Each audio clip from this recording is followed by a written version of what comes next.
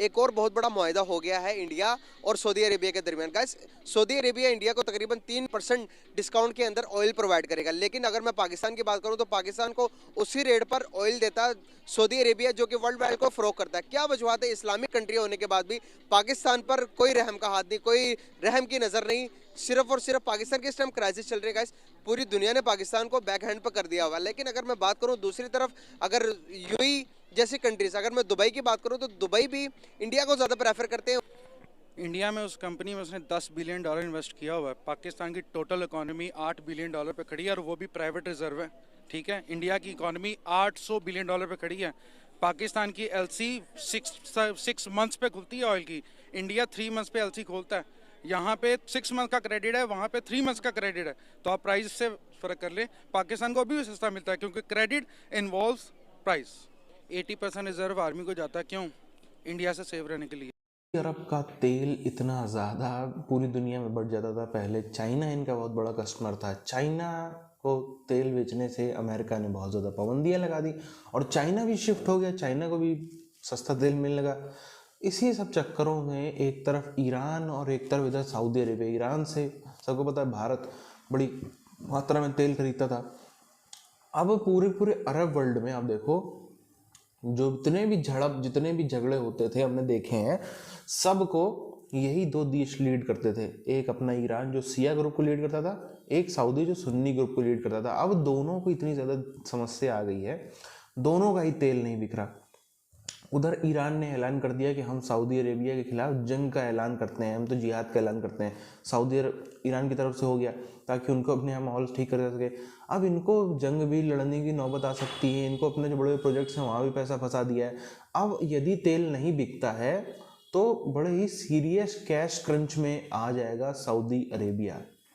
इस ग्राउंड में जितने लोग हैं ना, जिसकी जेब में 100 से कम है ना, उसने दुबई जाना है। क्यों? कमाने। दुबई और इंडिया में जिसके पास रिजर्व है ना, उसने दुबई जाना है। क्यों भला? इन्वेस्टमेंट करने। उनको उनसे पैसा नहीं चाहिए, वो लेकर आएंगे। हम जाके उनकी इकोनॉमी से कमा के घर भेजेंगे। हम उनके लिए लॉस हैं। जब हमारी इकोनॉमी सही होगी, जब हमारी ज़हनियत बदलेगी। यार कॉलेज को छोड़ें, स्टडी की बात बेसिकली ये है कि स्टडी आप जहाँ मर्जी चले जाएं। हमारे पाकिस्तान में कॉलेजेस की कमी नहीं है। इंटरनेशनल लेवल पे एफसी कॉलेज, पंजाब कॉलेज, उसके अलावा बाकी सारे रूट्स इंटरनेशनल कॉलेज एस्करी लेवल में बहुत अच्छा है। मैं उधर अप्लाई करने गया था, लेकिन मैं कुछ नहीं, मेरे जाने आने का मसला था। पाकिस्तान में स्टडी बहुत अच्छी है। सिर्फ बात यह है कि बच्चों को माँ बाप भी पढ़ाने वाले हैं, लेकिन क्या है कि अंग्रेज़ों की जो आजकल की, मैं भी इसमें इंक्लूड हूँ, मोबाइलों पे लग जाना है, पबजी खेल लेनी है, टिकटॉक पे आ जाना है। यार स्टडी करो, स्टडी के टाइम पे स्टडी करो, खेल के टाइम पे खेलो। पाकिस्तान इंडिया से बहुत छोटा है, लेकिन फिर भी हम उसके साथ खड़े हैं। क्यों भला? क्योंकि हम पागल हैं। मतलब इसका ये है कि हम जो शीले हैं, आप अभी इस्लाम की बात करें, पूरा मैदान इकट्ठा कर लें, दिस इज़ पाकिस्तान। हमें सिर्फ जोश है और कुछ नहीं। लेकिन क्या किया, 150 रुपए का तेल था, नवाज शरीफ के दौर में 100 का था। चलो ठीक है यार, नवाज शरीफ के दौर में इकनॉमी ठीक थी, ये बात नहीं, मियाँ साहब सही लेके चले। इमरान खान के दौर में 150 का, इन्होंने आगे किया। ये तो बिलावल ने मार्च शुरू, महंगाई मार्च, मरियम ने मार्च शुरू किया। ठीक है, किस चीज़ का मार्च शुरू किया कि हम महंगाई मुकाएंगे? तो यार महंगाई मुकाई क्यों नहीं? बिल्कुल, और होश हमारे पास नहीं है। जब तक नहीं आएगा, जब तक हम इस सारी चीज़ों से बाहर नहीं निकलेंगे, और वो नहीं निकल सकते। ये हमें सर्कल में फंसाया गया कि हम खुद फंसे। देखें, इस सर्कल में मैंने पहले भी बताया, फंसाया गया। कौन निकालेगा? कोई भी नहीं निकाल सकता। लेकिन बात क्या है कि जो स्टडी कर लेगा वही अपना आप बना लेगा। आज हम शुक्रिया करेंगे ना, तो जो ये यूरोपियन कुत्ते हैं ना, ये भी हमारे आगे होंगे कि सर आप वजीर आजम बन के बैठा है। मेरी बात सुने, शबाशी साहब जैसे भी हैं, एक वजीर आजम होने के नाते हमारा काम उनकी रिस्पेक्ट करना। लेकिन उन्होंने क्या काम दिखाया? Beggars can't be chooses. मेरा बाप नहीं मेरी इज्जत करेगा तो फिर मेरी इज्जत किसी ने खे करनी है? जब हमारे मुल्क का प्राइम मिनिस्टर ही नहीं हमारी इज्जत करेगा तो हमारी इज्जत ओवरसीज ने खे करनी है। तो यहाँ पे आने के बाद उसे असेंबल करके सेल किया जाता है। अभी तो प्राइस और ऊपर जाएंगे। अच्छा, इससे नुकसान क्या होता है हमें? और यहाँ पे मैन्युफैक्चरिंग क्यों नहीं हो सकती? यहाँ पे मैन्युफैक्चरिंग इसलिए नहीं हो सकती क्योंकि आप वो यहाँ, अब श्रीलंका का जो बंदा था यहाँ पे, I don't know the city name, but वो जहाँ पे जॉब करता था, उसको क्यों मारा गया? देखिए, तालीम आपको शौर देती है, हिम्मत नहीं। हिम्मत आपको अंदर से जुटानी पड़ती है, और वो यहाँ पे बहुत कम है। अब आप इमरान खान को देख लें, मैं इमरान खान के साथ हूँ, उसका सपोर्टर हूँ, लेकिन जब वो मार्च पे जाता है, मैं ऑफिस में होता हूँ, मुझे रोटी कमानी है।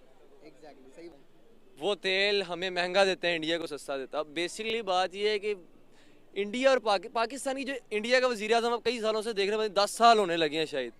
मोदी है, यहाँ पे पहले नवाज शरीफ था, नवाज शरीफ के बाद खकान अब्बासी है, खकान अब्बासी के पास वो जो होती है एक हुकूमत बनती है निगरान हुकूमत, वो आई, उसके बाद इमरान खान आया। रातों रात अमेरिका के कहने पे हमारे घर के ही बंदे बिके हुए, तो जारी बात फिर हमने तरक्की कहाँ से करनी है। उसको इसलिए मारा गया क्योंकि उसने शायद इस पे बात नहीं करूंगा क्योंकि it is a religion thing, लेकिन उसने कुछ किया और उसे मार दिया गया। ठीक है, दुनिया में कहीं पे भी अगर कोई कंपनी जाकर अपना ऑफिस बनाती है फॉर मैन्युफैक्चरिंग और फॉर एनीथिंग, उनके सीनियर पोस्ट पे उस कंट्री से लोग आते हैं। पाकिस्तान में आते हुए अब डरते हैं। देखिए, आपका हमसाई के साथ ताल्लुक बेहतर हो ही नहीं सकता, क्योंकि ये चीज़ शुरू उस वक्त हुई थी जब पाकिस्तान और इंडिया अलग किए गए थे, और ये प्लानिंग थी। क्यों? क्योंकि एशिया वाज द हब, वरना यूके यहाँ पे ना आता। ठीक है, यूके इधर क्यों आया? वो इसलिए आया क्योंकि Asia was the hub for everything at that time. और इस चीज़ को दोबारा वो नहीं चाहते, बिकॉज वेस्टर्न और ईस्टर्न दुनिया में यही फ़र्क है। अगर हमें वो इन मसलों से निकाल देंगे तो हम उनसे ऊपर चले जाएंगे, ये वो नहीं चाहते। मैं एक लॉयल्टी की बात करूँ, वो मुल्क को बिल्कुल सही तरीके स्टेप में लेके चल रहा था, क्योंकि इनका जो था ना वज़ीर ख़जाना मिनिस्ट्री, उसने क्या कहा था, उसने कहा था कि ना उसने जाके जनरल बाजवा को कहा था कि हमें 2018 की हुकूमत नहीं चाहिए, अगर हमें मिल गई मुल्क दिवाली है। इमरान खान को जलील करने के लिए उन्होंने हुकूमत दी, फिर उसी से इन्होंने तरीके अदम एतमाद से छीनी। तो अब जारी बात है, पहले ख़जाना वो भी खाली करके गया, अब इमरान खान भी खाली करके गया, अब IMF कर्जे नहीं दे रहा, तो कसूर किसका आ गया? महंगाई कर दो। और यहाँ पे जो डॉक्टर बैठे हुए हैं ना, वो बाहर वालों से ज़्यादा कमाते हैं। क्यों भला?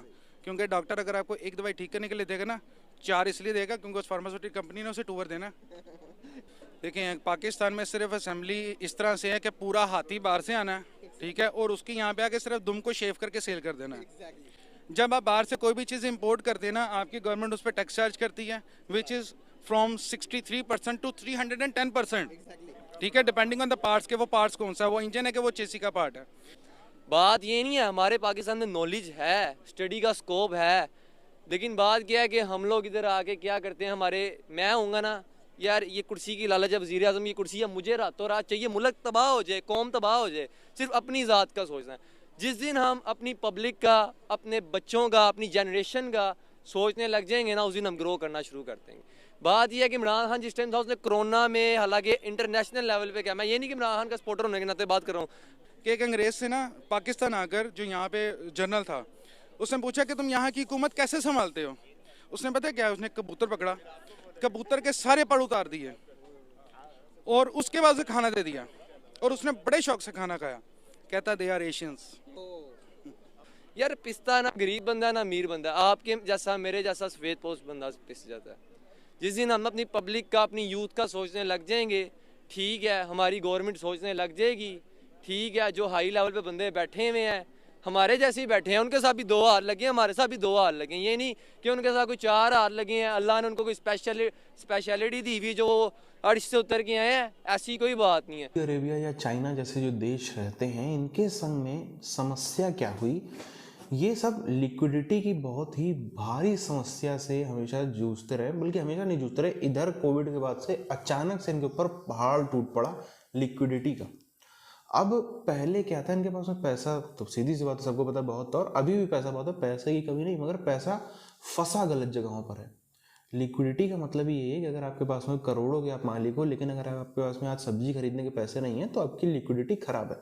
अब जिस तरह से हमने देखा, चाइना ने अपना पूरा पैसा उठा करके इंफ्रास्ट्रक्चर में डाल दिया, रोड भी एक से एक चौड़े चौड़े बन रहे हैं, एक से एक ऊंची ऊंची इमारतें, रेलवे स्टेशन से लेकर बस स्टैंड से लेकर सब कुछ में इतने ज़्यादा लोगों को जो है वो एम्प्लॉयमेंट दे दी, उनकी सैलरी में पैसा जा रहा है। उसके बाद बचा कुचा पैसा जो है अलग अलग देशों को कर्जा दे दिया, जो वहाँ से वापस मिला भी नहीं। अब ये सब चीज़ें जो हैं, इसमें बहुत बड़ा इन्वेस्टमेंट चाइना ने कर दिया। इसी तरीके से आप सऊदी अरेबिया का देखो, सऊदी अरेबिया ने विश्व के सबसे बड़े बड़े प्रोजेक्ट जो हैं वो अपने देश में लगा रखे हैं, जो अभी ऑनगोइंग है, अभी सिर्फ बन ही रहे हैं। यूएई ने जिस तरीके से दुबई को डेवलप कर लिया, और दुबई बहुत ही ज़बरदस्त चल भी गया, उसको देखा देखी सऊदी अरब ने सोचा क्यों ना हम भी यही सब खेल करें। इसी के चलते इतना बड़ा स्काई स्क्रैपर, दुनिया का सबसे बड़ा स्काई स्क्रैपर बना रहे हैं, दुनिया की सबसे ऊंची बिल्डिंग बना रहे हैं, दुनिया का दुबई से भी बेहतर शहर जो है वो नियोम नाम का बसा रहे हैं। तो इन सब में बहुत ही ज़्यादा पैसा लगता है।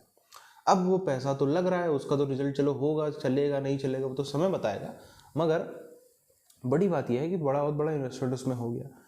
अब उसके बाद जो सऊदी राज परिवार है, जो हम लोग कंपेयर करते थे, जिस तरीके से दुनिया भर के एक्सपर्ट्स ने कंपेयर किया है कि क्यों यूएई का दुबई बहुत ज़्यादा सक्सेसफुल हो गया और क्यों जो सऊदी अरब का नियम है वो सफल होने के थोड़े से कम चांसेस हैं। यूएई में आप देखो जो राज परिवार यूएई में राज परिवार, बल्कि जो वहाँ पे एडमिनिस्ट्रेशन है, जो वहाँ पे प्राइम मिनिस्टर हैं, प्रेसिडेंट है, वो बहुत ही ज़्यादा मजबूत है। सऊदी अरेबिया में बादशाह ज़्यादा मजबूत है।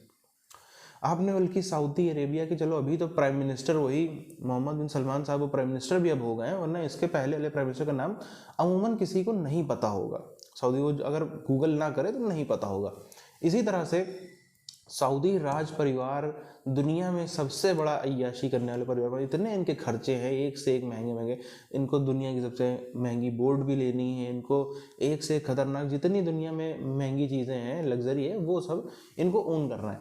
अब लग्जरी सीधी सी बात है, कोई सस्ती तो होती नहीं है, तो वो सब कारणों के चलते। और सऊदी अरेबिया क्या उस तरीके से, जिस तरीके से आप देखो दुबई में यूएई ने कानून जो थे इनके अपने इस्लामिक कानून, उनको थोड़ा सा हल्का रखा ताकि तभी टूरिस्ट आपके यहाँ पे आएगा। सऊदी अरब में तो हमने देखा है जिस तरीके से कानून का इतना सख्त पालन होता है, वहाँ पर नियॉम सिटी के अंदर किस तरीके से वो क्या करेंगे क्या नहीं करेंगे, अभी तक तो खाली कागज़ों में बात है, कहीं सुनी बात है, रियल में तो किसी ने देखा नहीं कि क्या असलियत में वहाँ पे थोड़ी सी फ्रीडम आज़ादी होगी या फिर कानून बहुत सख्ती से पालन किए जाएंगे।